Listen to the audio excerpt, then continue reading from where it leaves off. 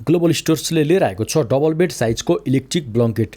यो electric ब्लङ्केटलाई unboxing गर्नुका साथै यो ब्लङ्केटलाई हामीले कसरी प्रयोग गर्न सकिन्छ सम्पूर्ण कुराहरू आजको भिडियोमा तपाईँहरूलाई हामीले बताउनेछौँ। कृपया भिडियोमा अन्तिमसम्म रहिरहनु होला र भिडियोलाई एक लाइक गरी च्यानललाई सब्सक्राइब गर्न नबिर्सिनु होला। हो कि अब भिडियोलाई अगाडि बढाउँ। यसलाई मैले बक्सबाट निकालेर तपाईँहरूलाई देखाउन गइरहेको छु। यो यस्तो खालको यो इलेक्ट्रिक ब्लङ्केट छ, एकदमै नरम हुन्छ यो। यसलाई हामीले पहिला यसरी बिछ्याउनु पर्ने हुन्छ। हेर्नुस्, यसको अगाडिको पछाडिको भाग दुईटै देखाएको छु, एकदमै नरम खालको छ। र यहाँ चाहिँ इलेक्ट्रिक पावर सप्लाई, यहाँबाट हामीले करेन्टमा जोड्नुपर्ने हुन्छ। यसलाई बेडमा राम्रोसँग मिलाएर राख्नुपर्छ पहिला। त्यति गरिसकेपछि अब यसलाई एकपटक लाइनमा जोडेर तपाईहरुलाई सबै कुराहरू म देखाउने छु। यहाँ राम्रोसँग पहिला बेडमा मिलाउनु पर्छ।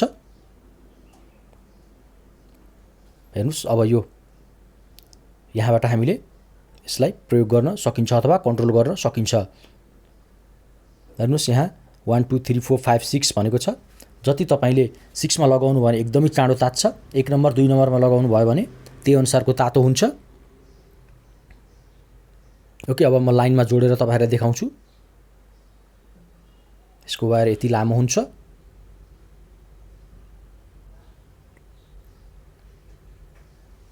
यसलाई चाहिँ तपाईहरुले डाइरेक्ट लाइनमा लगाइदिनुस्। लाइनमा लगाएपछि त्यहाँ एउटा स्विच छ, त्यसलाई थिचेपछि हेर्नुस् रातो बत्ती बल्यो।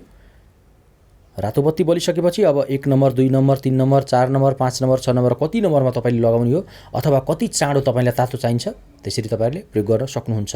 अथवा सुरुमा 3 नम्बर 4 नम्बरमा लगाउने अथवा 5 नम्बरमा लगाएर पछि 1 2 नम्बरमा लगाएर रातभरि यसलाई लगाएर मजाले बेडमा तातो बनाएर सुत्न सक्नुहुन्छ। जाडोको टाइममा यो एकदमै बेस्ट हुन्छ।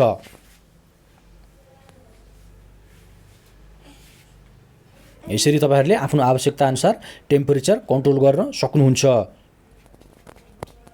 र यति गरिसकेपछि यो माथिबाट तपाईहरुले बेड कभर लगाउन सक्नुहुन्छ। माथिबाट बेड कभर लगाइदिएपछि यो तातो भएर आउँछ र सिर कोडेपछि अझै तातो हुन्छ।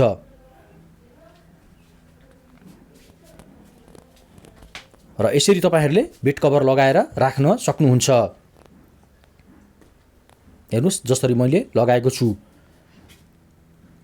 र यति गरिसकेपछि बेड कभर लगाउने बेलामा यो जुन कन्ट्रोलर छ यसलाई चाहिँ बाहिर राख्नु होला, किनकि तपाईलाई आवश्यकता अनुसार फेरि तातो मिलाउनु पर्ने हुन्छ। र यदि तपाईहरु यो सामान खरिद गर्न चाहनुहुन्छ भने ग्लोबल स्टोर्समा सम्पर्क गर्न सक्नुहुनेछ।